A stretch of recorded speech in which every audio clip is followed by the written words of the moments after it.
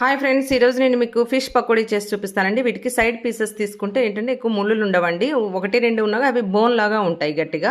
So ఇబ్బంది ఏమి ఉండదు మనకి. టేస్ట్కి సరిపడా రెడ్ చిల్లీ పౌడరు, సాల్ట్ వేసేసుకుందాము. నెక్స్ట్ దీనిలో ఒక టేబుల్ స్పూన్ రైస్ ఫ్లోర్ అండి. నెక్స్ట్ శనగపిండి వేసుకున్నాము.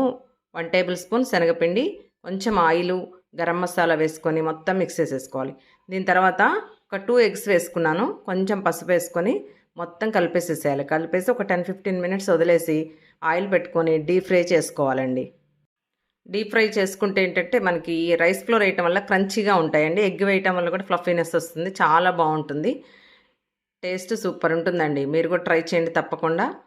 చూసారా, మన ఫిష్ పకోడీ రెడీ అయిపోయింది కదా. నెక్స్ట్ దానిలో కొంచెం మిగిలితే నేను చికెన్ కూడా వేసాను. చికెన్ కూడా ఇలానే ప్రాసెస్ సేమ్ అండి. వేసుకుంటే అంటే మీకు సింపుల్గా ఉంటుంది, చాలా బాగుంటుందండి.